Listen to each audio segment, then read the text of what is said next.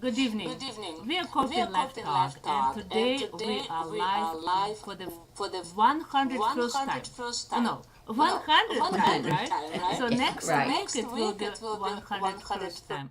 100 podcasts. Can you believe that? We were live 100 times. That is amazing. And I thought this ministry that you and Scott started, I thought, oh, maybe they'll do it 20 times or something. And then we were in the middle of COVID, I thought, well, we'll run it through COVID. And then COVID kind of abated, but it just seems like there are still many things for us to talk about. And so I think it's been very exciting. And I appreciated everything that you and Scott have done, what you started. It's been important, I think. We We started, but we will never be able to continue, Candy, without you. So we are all founders of this Coping Life Talk. Thank you for being so faithful and being available every week for 2 years. That is just outstanding. And we had quite a few guests.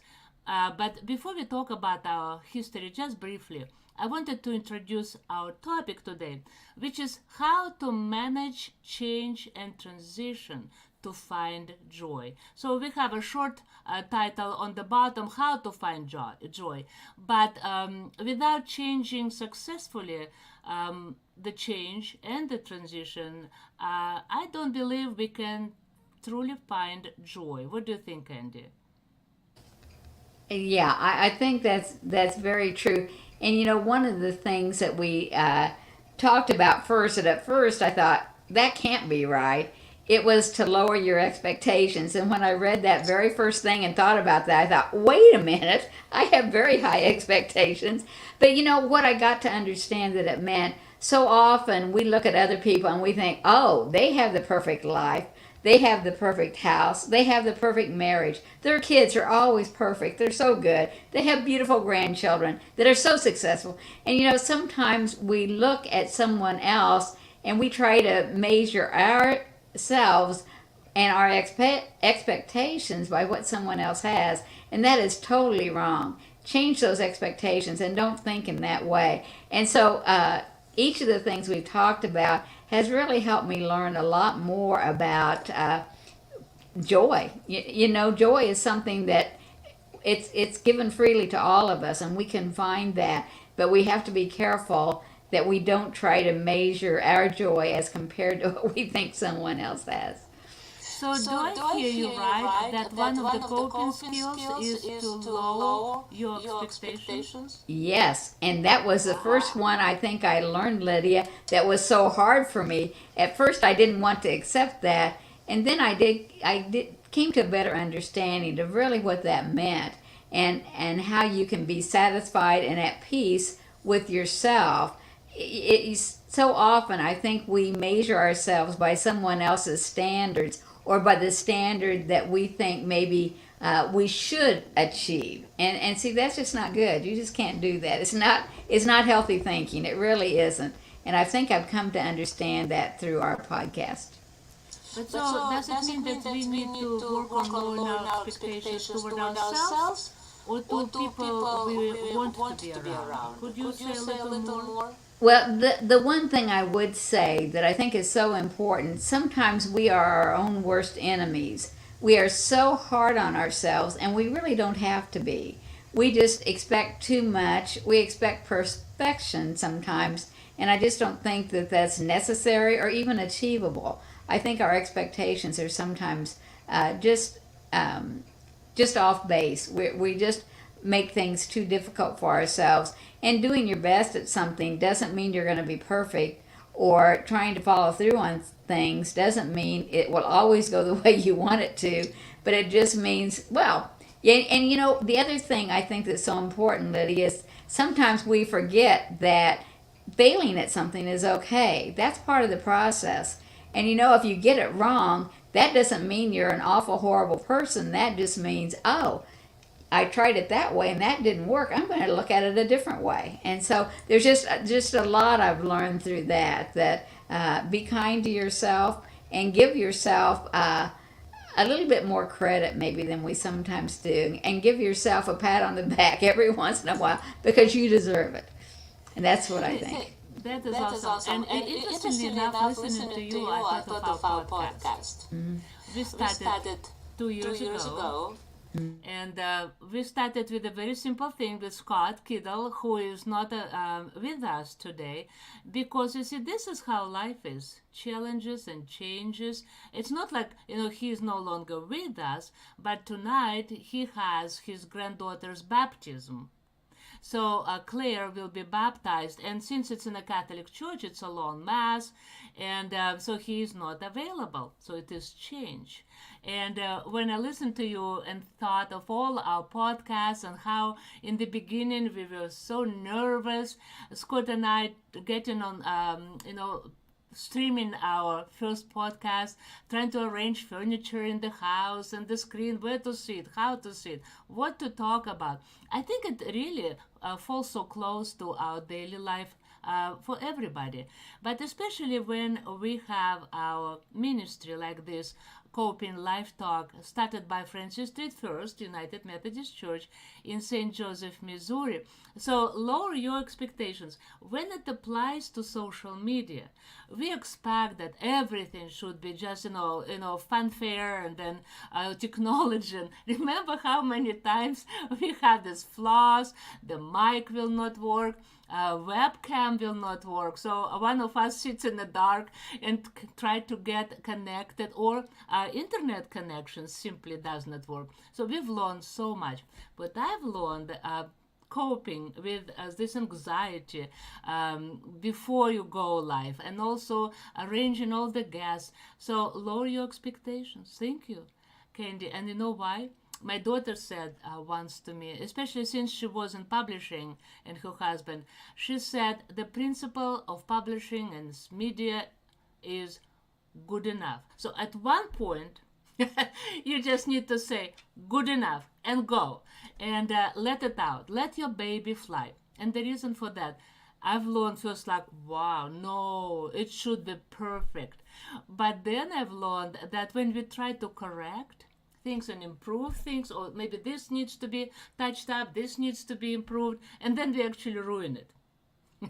So I think the precious side of our podcast, Coping Life Talk, and maybe tell me, is this a secret of our survival? Is that we are flexible.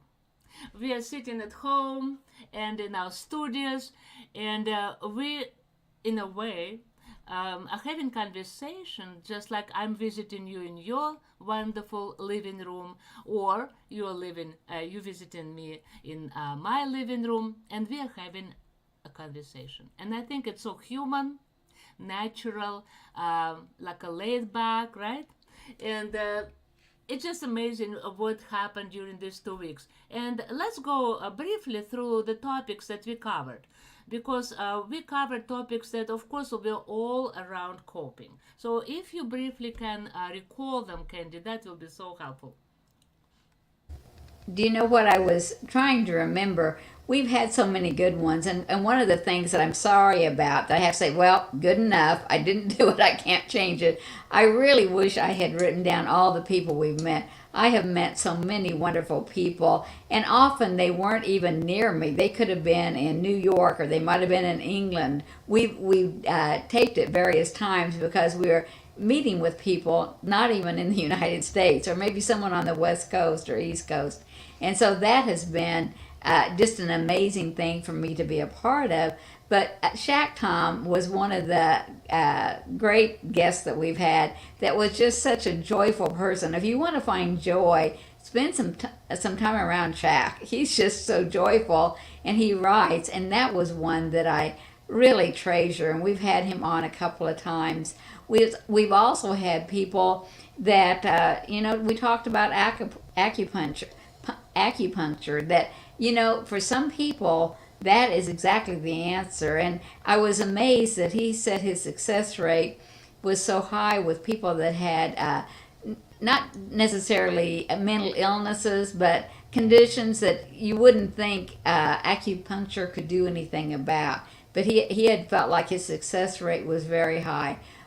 We've talked to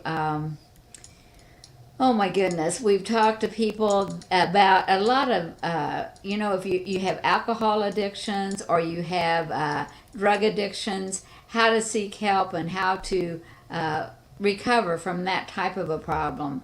We've talked about, oh goodness, all the things are running through my head. Lydia, help me out and add to that list because I thought if I was thinking of joy, I would think of Shaq Tom. He was probably our most joyful guest. But I've also thought about other ones that we visited with. A lot of them, the mental health ones were also very, very good. We've had ones on alcoholism, very, very good and very helpful. And so, what would you add to those? What were your most memorable I ones? totally agree with Shaq Tom because he did talk about joy. His poetry is just so full of light and full of trust to humanity, and also very colorful because he talked about he's not colorblind, but also, and since it's very close because he's from Turkey, and since today, remember, our overlay was about India, and I will show it very briefly. So here it is, and how to find joy. And this is our Coping Life talk. And so, for the reason that it is a festival that people celebrate in India. And when I came to Shawnee, Kansas, first time, we moved to Shawnee. And funny enough, there was an Indian temple. And in May, right around this time, like when people have graduation parties, I suddenly saw lots of people outside with their faces painted, bright, young people. And I thought, that is so odd. And lots of this, not just yellow, but it's blue, green, red, purple, everything. And so, and the reason for that is it's called Maha Shivaratri Festival. And it's funny that when my father and my sister went to India and Sri Lanka, of course, she just visited and she could share more about that. But it's an amazing culture, and we all know India is not the wealthiest country, it's still the third world country. But people know how to have joy. And so that's what today, when we think about our history of podcast, yes, you mentioned Shaq Tom from Turkey. I remember also um, Bo, who plays flamenco guitar. I remember jazz singers, and even like a dog coaching. I remember we had a guest, Bill Luce. So from here, from St. Joseph, who taught us how to train a dog who will be your companion, but also a therapy dog, because this is all about coping. If but what I think we achieved so well, Candy, is when we had a series of local nonprofits and their leaders and CEOs and people who are passionate about working with the community, improving the life of people. And I remember Nadine Hoffman was here with Faith in Action, and then Bill McMurray, the mayor. We hosted the mayor, and then of course we had Natalie Redmond with Chamber of Commerce, and now Linda Judah. She was from the Healthcare for Low Income Families, and of course Nancy Clearsby with immigration. And we just replayed her recent, just a week ago, we replayed her podcast because we think it is very important time now with expecting refugees possibly from Ukraine, that it might be important to recall how our community and our local organizations work with immigrants. And then of course we had David Lawson with psychotherapy. You mentioned acupuncture, but we had some medical professionals, and we had Daniel Dunham from Sweden. He spoke to us about his history. So lots of friends, and some of them we had 2 or 3 times. That was so special. They became our friends. But also remember, we had Karen Gibson from our church, who shared about motherhood, and especially with the Mother's Day coming tomorrow, we thank her because Mother's Day and mother's job is not the simplest thing, and her story was so touching and so just heartbreaking in with several moments that she shared how she still takes care of her daughter. Also, we had, I remember, we had people who, I'm just opening it right now. We had this year, this is, I'm moving now to this year, we had people from all over, like you mentioned, all over. They were from New England, they were from Canada, from different states, Texas, and the topics were very important. They were about depression, they were about how to live with diabetes, also mental conditions, autism. Remember the autistic guy who wrote a book. So what I treasure about our podcast, Candy, maybe you can add more to that. That we give people hope.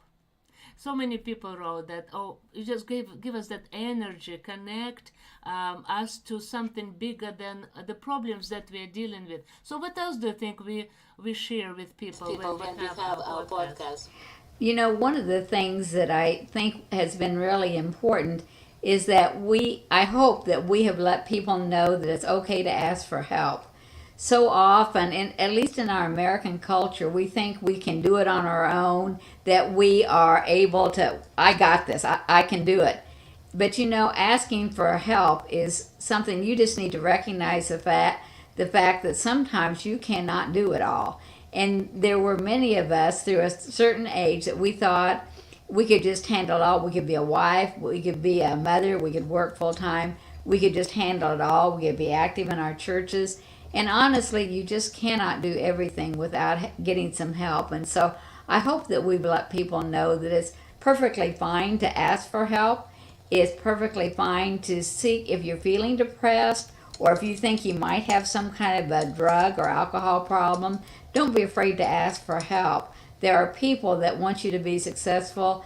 I think everyone in their life has someone who wants to lift them up and who wants them to be okay. And so I think find those people, find the helpers, and don't be afraid to ask for help. That's one of the things I'd like to say for sure.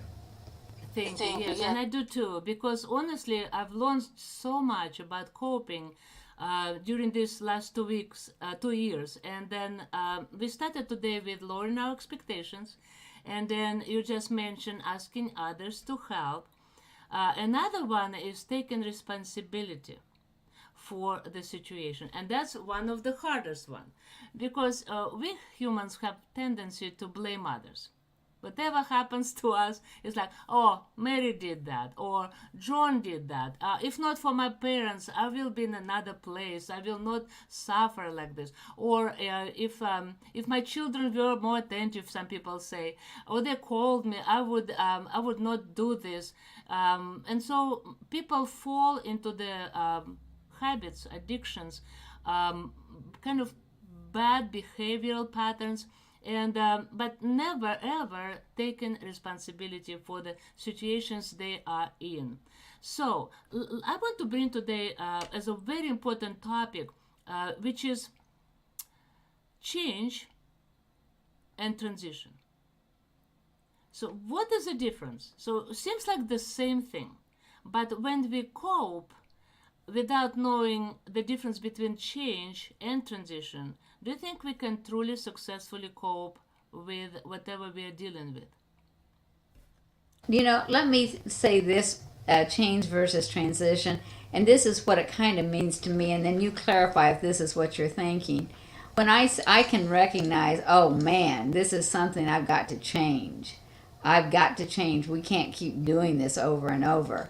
But when I think about transition, that's when I'm trying to work my way through this problem. I'm going past that change I know I need to make and going on to that next step. And so I think transition is the way you're trying to make that change complete and happen. The thing that can happen to you, you can sometimes know you need to change, and you can even vocalize that. I'm not going to do that anymore.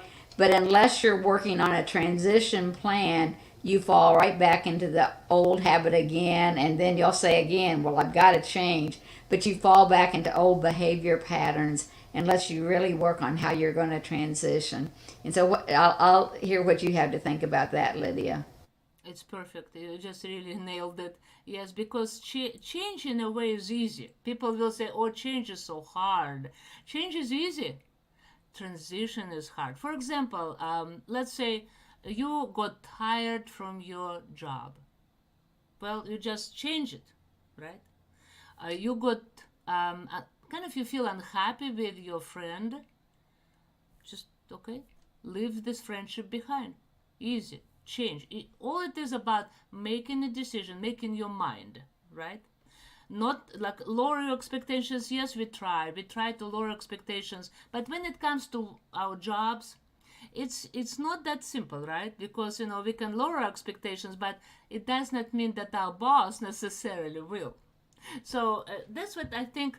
It is also important to kind of understand the difference between our personal life and our jobs. But so since we're talking today about coping with change and transition in our personal lives, I want to repeat: change is easy, transition is hard.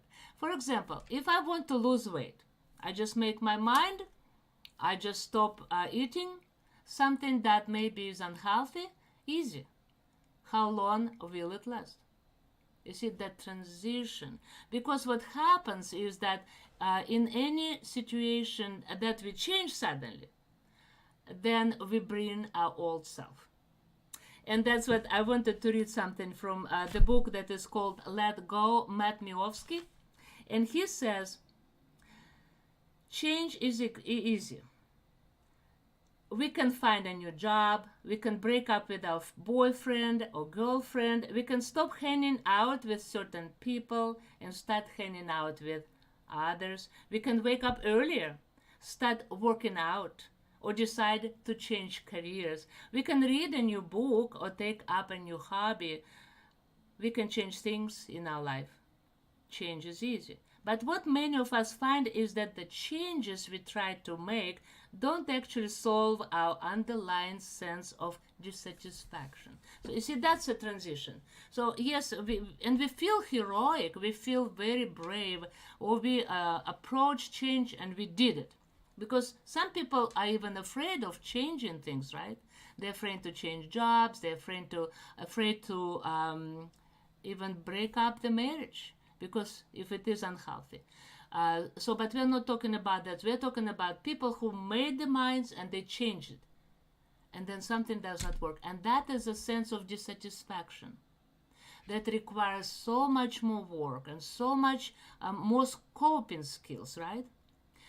That's a long way from change through transition to joy. So how to find joy? How can we successfully move from change and through transition that at the end we find joy? So you mentioned lowering our expectations, right, toward ourselves, and then also asking others to help. Right. Take Do you, responsibility. do you know, there's sometimes, too, I think this is important to know, when you're talking about change, sometimes there are really toxic relationships that you're in.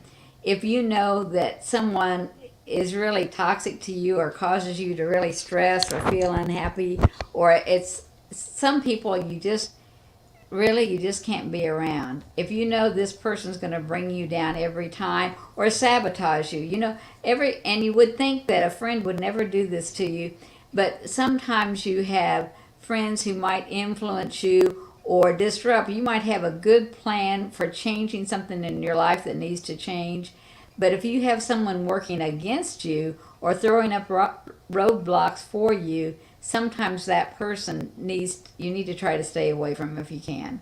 And that's sometimes a hard thing to do. If it's someone that's in your family, I mean, I realize there are all different ways that this could impact you, but if there's someone in your life who is really seems to plot to make you unsuccessful, I think maybe you just have to try to distance yourself from that person. What do you think about that? That might be, I was thinking about transition, and every once in a while, there is someone in my life who's kind of derailed me by something they said or something they did. And you know, you just can't let people have that power over you. And if you have to, you might kind of remove them from your life as much as possible. Have I overstated that, Lydia, or is that true?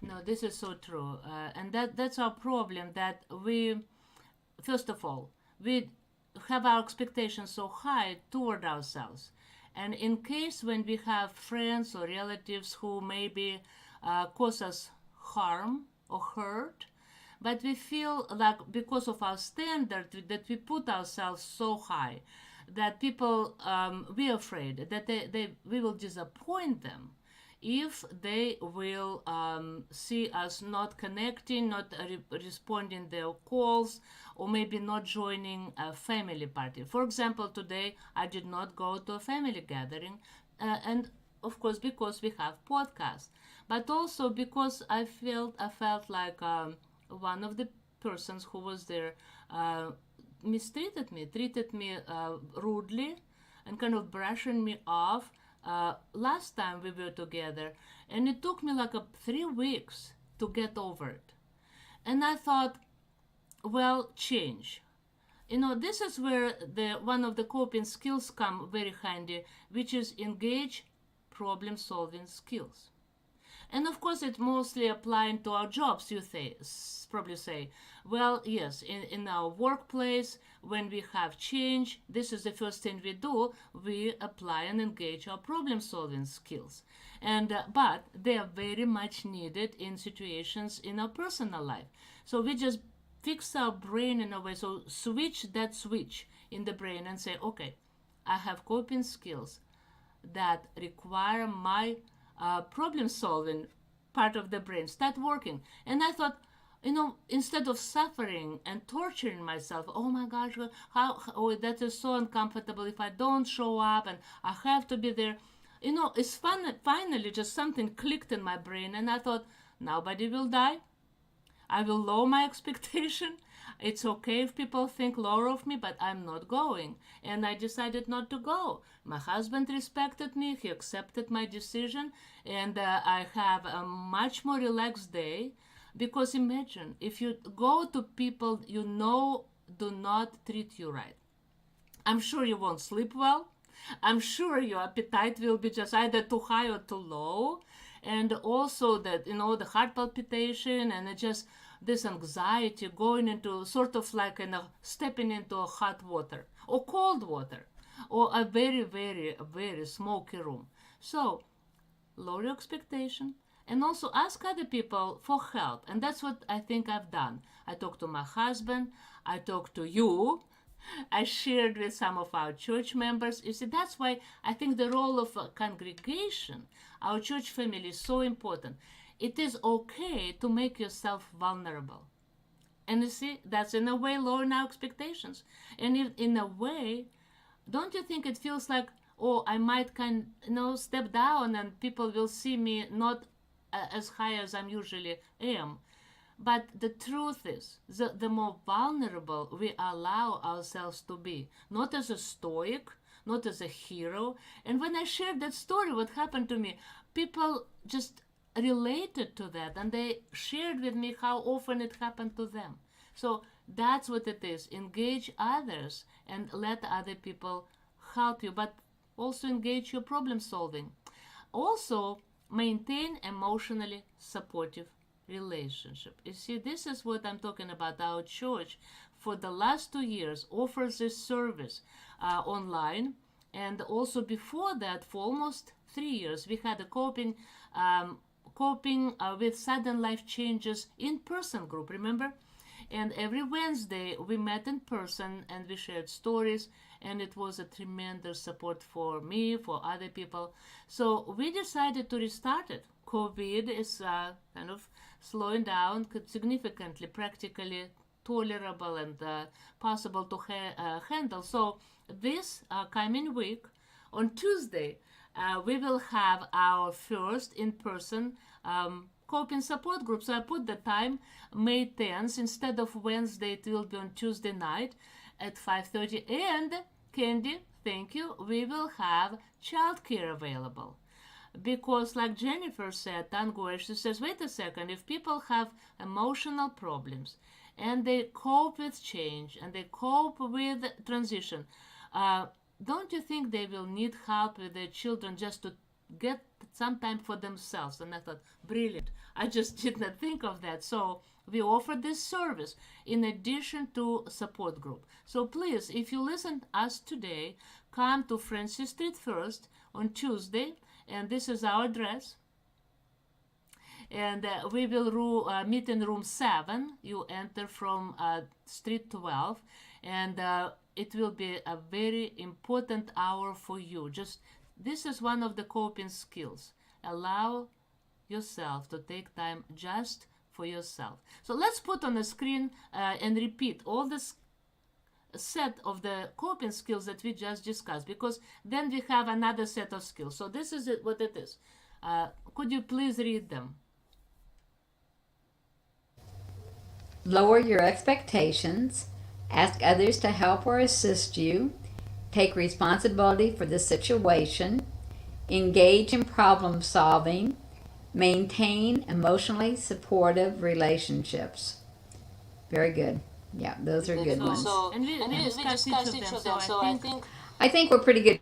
The only thing I would add maybe about taking responsibility for the situation, and this is something I've admitted to several people. Sometimes I do take responsibility, but I add the word "but," and I try to justify why I do something. Well, yeah, I did that, but really, it wasn't my fault, or someone made me do it. They caused me to act that way.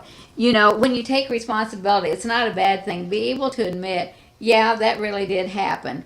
And it doesn't make you a bad person. It doesn't mean there's something terribly wrong with you. It just be willing to take responsibility for the situation.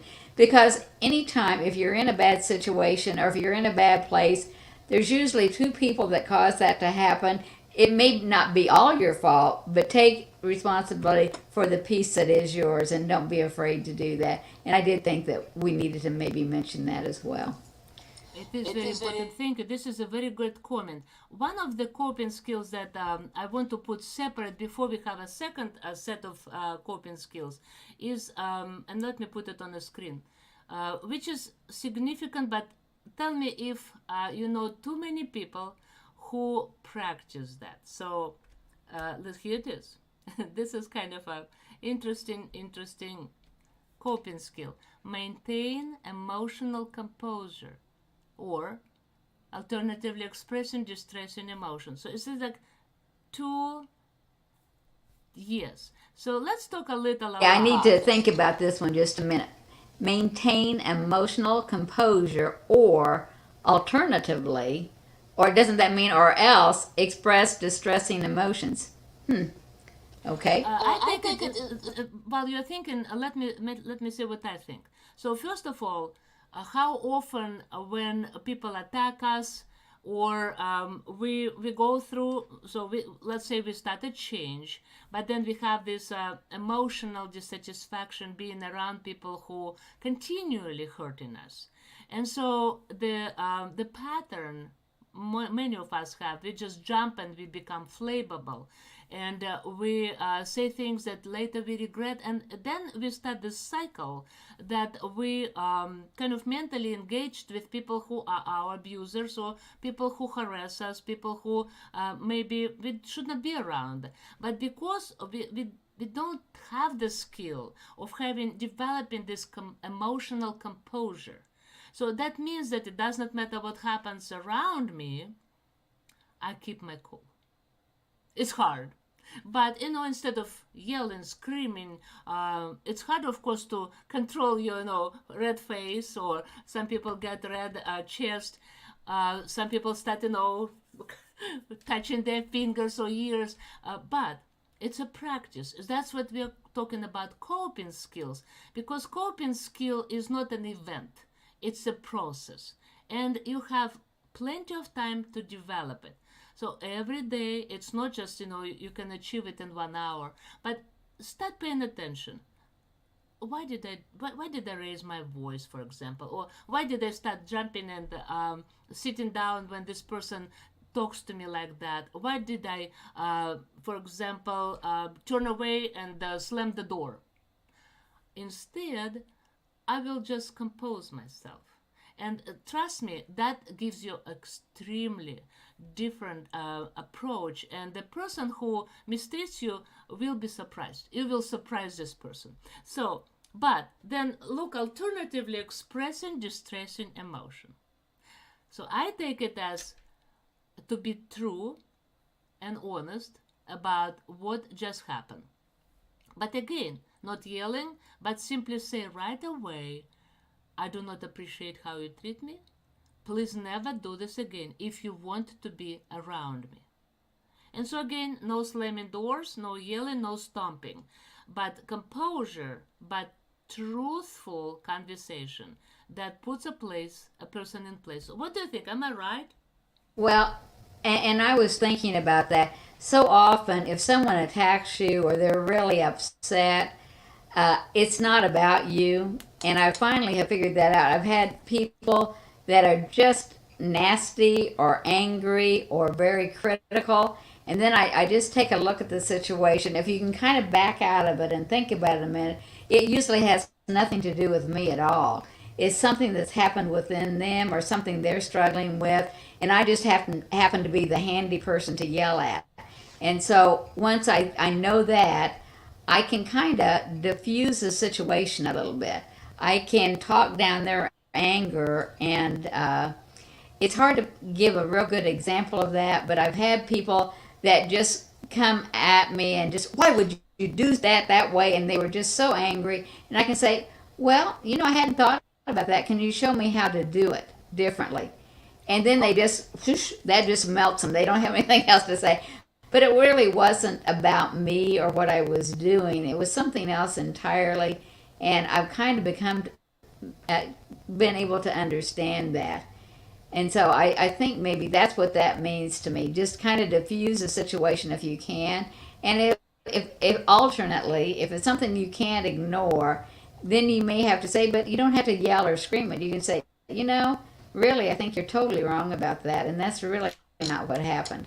Or that's not really that's not the way I feel at all. You misunderstood. I don't know. So maybe you can still be very distressed about something, but the yelling or screaming just never has been very effective to me. Even in my classroom, I was never a yeller or a screamer because it just didn't work for me very well. It just didn't. And so if I ever raised my voice, you knew you were in big trouble because that never happened unless I used up all my other ideas. That's very true. I agree. Because if I, for example, allow myself to raise my voice, then I think it stresses me more. Though composing myself, it's an effort. But yelling, and maybe it's me, and that's what I think the whole point of our coping life talk is. And maybe that's why we kind of have this longevity, because people are different and their coping skills are different. And that's why every time different people listen, and for some, for example, a certain topic does not even fall close, but others, they just love it. And on another another occasion, so other people will listen and relate well, while others won't. And so that's what today, when we talk about how to find joy, we need to remember that again, that people cope differently. But again, not everybody has enough coping skills, or we all have them more or less, but sometimes they're not developed. So let's talk about the second set of skills, and I will just put them right away on the screen, and if you could read them. Challenge previously held beliefs that are no longer adaptive. Directly attempt to change the source of stress. Yeah, and this is what we just talked about. Challenge held beliefs that are no longer adaptive. I think to me what that one means is when you keep doing the same thing over and over, expecting a different result. This quit working about a month ago, and I'm still trying to cope in the same way. You're going to have to change the way, change that belief because it's not working any longer. That's one thing that I've noticed. as your kids grow up, the way you discipline when they're really small is going to be different than the way you discipline when they get older, because those first ways quit working after a while. And so just think about that in an adult level, that the way you do something won't work forever, that you're going to have to be able to adapt. Thank you. And I think this is exactly taking us back where we started. So the difference between change and transition. Because, we can say, well, I just changed my beliefs. Easy to say. But instead of changing them right away, because we know that deep inside, we will have this sense of discomfort and like, no, that's not what I believe. So instead of changing things, which is easy, to really achieve transition, we need to start challenging our belief system. What does it take? It takes reading more, listening and learning to listen to other people, and accepting. We are very flammable people, and that's what I think. When in the last 2 years we talked a lot about differences of opinions and how people now just jump right on anything and create such a drama over topics that actually are not worthy of that, and the fighting and even shooting. But so before reacting, a good way is to start challenging our previous beliefs, because the question is, for transition, am I right? And it's a huge question, because as long as we constantly believe that we are right, then we will never challenge our perception, and we will never achieve any transition. We can change things, but it will be only on the surface. The reason I think it's important, because if you think about what's going on now in Ukraine and Russia, change is easy, right? So we can change the war now, but will it change people? Transition will not be achieved. You see where I'm going? Because over the years, for 70 years, Russians practiced this pejorative way, humiliating language toward Ukrainians. And so somehow it worked, and maybe because, again, some people were afraid to express their opinion, like we just talked about. For example, remember this one. This is the next one. I think it's here on the bottom. Maintain emotional composure, or alternatively express distressing emotions. So when you are a minority, then it's hard to express your distressing emotion, right? So you hide it. But hiding your feelings, is it the same as maintaining emotional composure? Yeah, I think you might be exactly right about that. And that is something I kind of weigh. I guess some people call it, I pick my fights. Some things I let go because I don't think it's worth fighting about. Other things I might say, even if I'm in the minority, I might answer back because I think the truth matters. And so, it's hard to weigh that exactly. When is it right to speak up, and when is it something that really is okay just to let it slide by? And so that is a really good question. Yeah, it's really a very good question, because sometimes it just maintaining your emotional stability might be better than there are some people that are so close-minded. Honestly, you can't speak to them right now because they're not even open to listening to you or what you have to say. And so I think you kind of have to weigh that a little bit. You really do.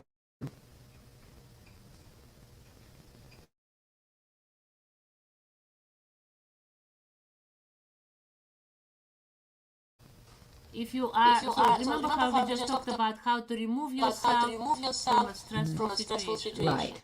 And so if again we talk about individuals, yes, and it's not easy. But when we hear now Russians are talking about, oh, you just give in. You're just one of us, same Slavic blood, just be a part of our country, back to the Soviet Union. Just think about what it does to a person or the nation that is abused. So it's very similar to a family relationship. So when one side feel like, oh, we will accept you, but just keep your mouth shut and accept the way we treat you, right? It's like an abusive husband treats a beaten wife, a battered wife. So, and it should not be accepted by people who are in this position. So that's why directly attempt to change the source of stress. So when it comes again to the family or friendship or dating or relationship of whatever sort, never stay in a relationship where you feel taken advantage of or manipulated, or you feel, especially if it's a physical, emotional abuse. What should people do? What will be advised? How to cope with that? That is an especially difficult one because everyone's situation is different. Sometimes when I know someone's in a very bad relationship and I've seen it going on for years and years and I can see that it's not getting better, I have given people the advice, and it's not fair to do this, so I don't know that I'm right, but I say, it's okay.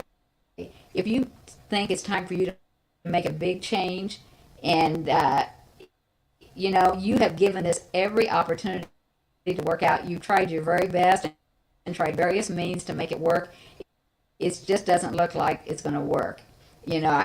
I said it's okay. If you need to walk away, particularly in a relationship, if you need to walk away, I will understand, and I'm not judging you. I also always say, though, I'm not giving you advice. I can't tell you what to do, but I want you to know from where I'm sitting, you have tried everything. You have been more than fair and more than generous, and I just can't see it ever working. Yeah. Is that terrible or not? I don't know. I've said pretty much that before to someone. No, I think it's not terrible. I think this is where we need to learn to protect our dignity, protect our security, safety. Otherwise, do you think if we don't do that, can we find joy? If we are constantly humiliated and swallowed, if we are constantly put down and do not even attempt to express our feelings, our discontent, but also do not directly attempt to change the source of stress. And so, and it applies also to change your previously held beliefs. Because, for example, if I'm from the patriarchal society, right? So imagine if I believe that, yes, whatever the father, the husband, the grandfather says, or my grown son, then I just have to take it and I have to obey. That's not the relationship. So, and I'm not a feminist, like feminist who completely denies any men's involvement or, for example, any equality, but women dominate. No, but what I promote is equality and self respect, mutual kind of empowering of each other, listening to each other. That's what I think. Listening is a great coping skill. Yes, it might slow you down, but if we talk about the difference between change and the transition, then it's definitely very important. So let's put it back on the screen. Change versus transition. So transition is a process.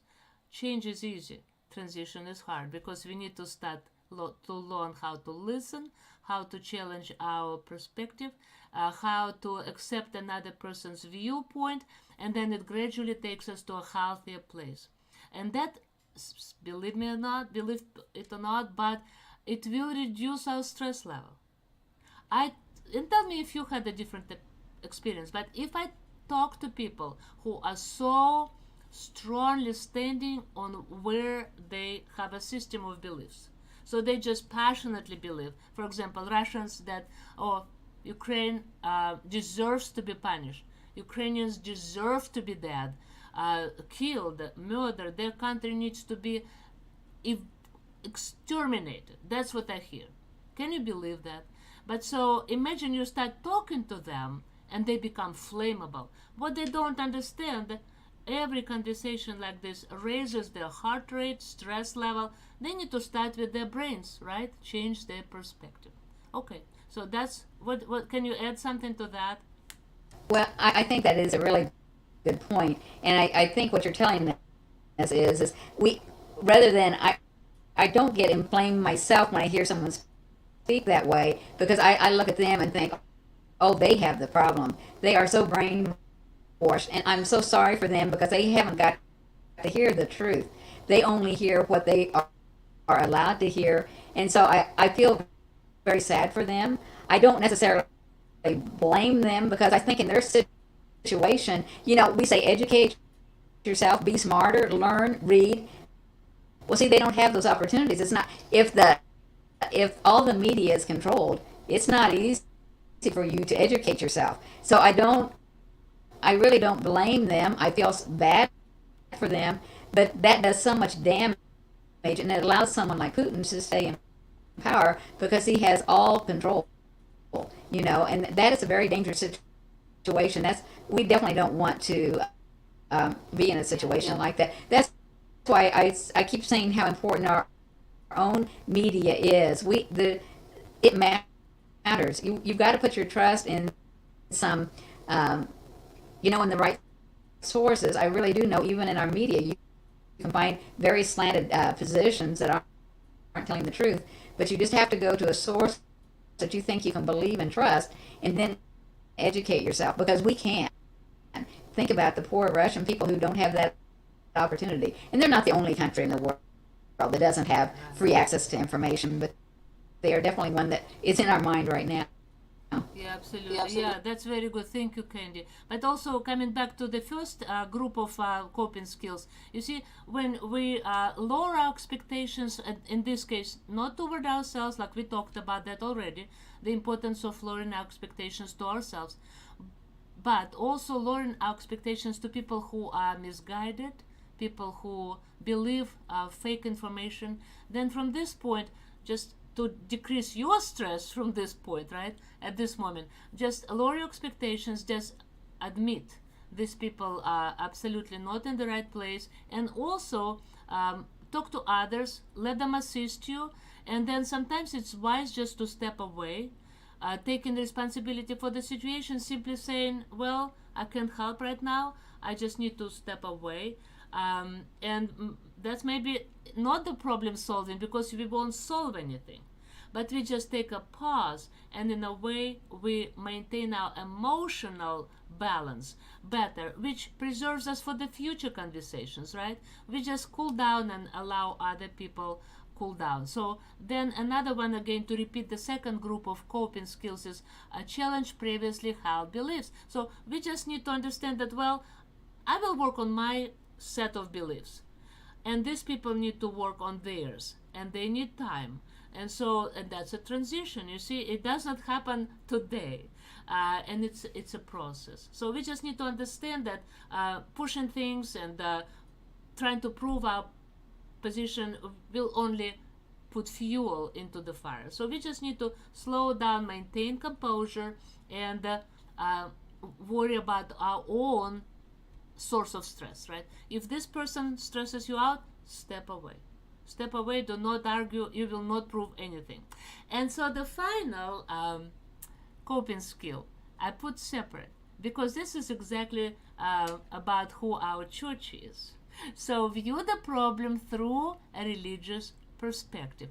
What is that? What if I'm not a believer? How does it apply to people who do not come to church, don't have, they will say, religious perspective? What will you advise, Candy? To reach the joy for people who don't have faith. Yeah. I think the thing that I find in everyone's life, I think it's so important to believe in something, to believe in a higher power, or understand there's more than just you to this world. It's not all about you. I think you find joy not in the things you have or not in the things you accumulate. You find joy in relationship. You find joy in just sharing with others. I think that's why a religious community is so very important. That's where you can find joy. It's not the only place that you can find joy, but come to church and find a group of people that are full of love and full of joy for the projects they're doing. And I think that can kind of change your perspective on things. It will help you see your problems in a different way.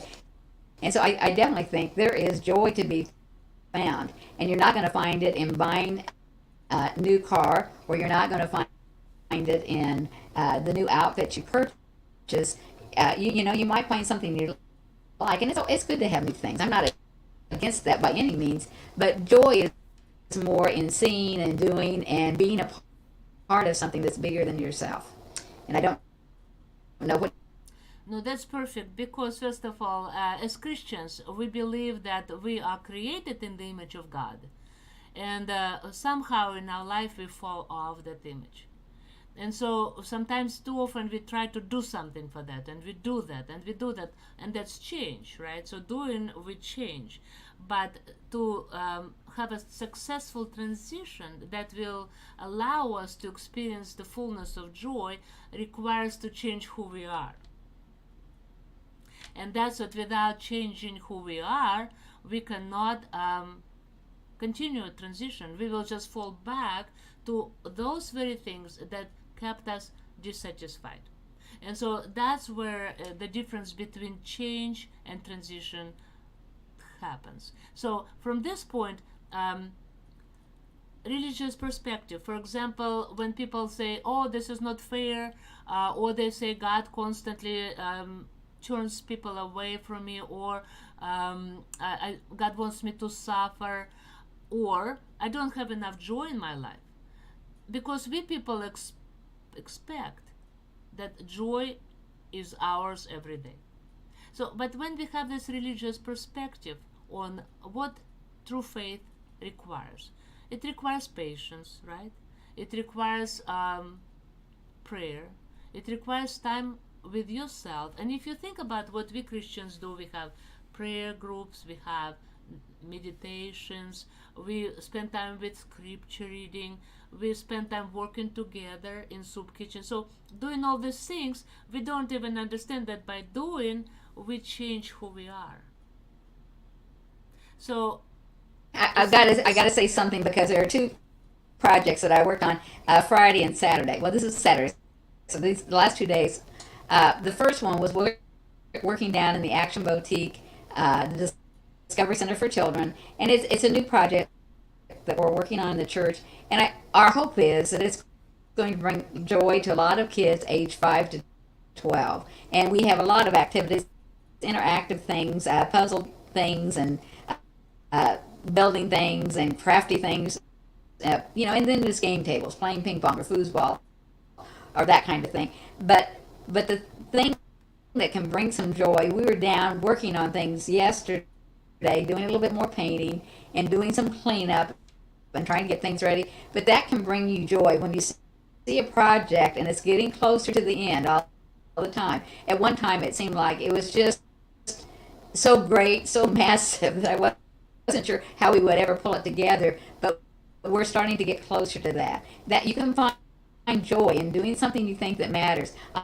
I'm not going to see this project through to the end. I'm really too old, but I'm planting some seeds that I think might really blossom into something beautiful, and that brings me joy. It's not that I may do this great thing, but it's someone might, and that brings me a lot of joy. And we were working out then in the flowers today outside the church, and just seeing God's creation and looking at the way things are coming alive. And we had at least 2 or 3 people stop on their way by the church saying, we love your flowers, they're so beautiful. And a woman walking said, I sit on this bench because it brings me such peace. When I walk by your church, I sit out and see, and that's joy, knowing that you're able to provide something for someone else. And we were out pulling weeds. That's what it was. But you can find joy in a lot of things that you do if you're just the right mindset, just to know, and doing it with someone else. Now, I don't think I'd have had any joy if Shirley Twombly wasn't working with me. That would not have been fun, being out there by myself. But if you find someone like-minded, Karen and Suzanne were down working in the Action boutique with us. And you find someone that's interested, and you can just share joy. And as much as Karen and I are both aging, and we kind of have this little arthritis thing going on, but even we can laugh about that. And I told Karen, don't watch me climb on this chair. It's just too ugly. Don't look away, because we were both struggling a little bit with our arthritis yesterday, but it was just joy. We just laughed about it because that's kind of where we are right now. So I guess my point is, find a project you believe in. It can bring you joy. Wonderful, and it's so true because you do it. One of the coping suggestions is, first of all, to find emotionally supportive relationships with people who are joyful and they love doing something together. And working on those projects, we find our new selves, change our perspectives, and also learn to just work elbow to another human being, especially if it gives you joy. Thank you. That's an awesome story. And that's what I want to invite people who listen to us today. Come to our church. Come to Francis Street First Church, that is located in St. Joseph, Missouri, on the corner of Francis Street and 12th Street. And there's so much going on here, so many things. My sister Irina Gibson came this week, and she just walked from one place to another place, one room to another room, our action boutique, our sanctuary. I showed her our sunshine room. I showed her videos of, and she watches our focus prayer group, our Tuesday lunch with the pastor, our coping life talk, and of course our worship service. So much going on. So stay in the emotionally supportive relationships, and little by little this transition will start taking place, and then you won't even notice, but change will come into your life, and you will have it joyfully done. So thank you so much, Candy. I think we had a wonderful summary of the coping skills that we all need, but without knowing where to start, we will achieve change, but we will not achieve that transition that comes with true joy. Thank you so much, and I wish all our viewers to hear the information about our coping support group. So that will take place on May 10th at 5:30 p.m. and childcare is available. You have a wonderful day. Thank you, Candy, and we will see you next week. God bless you.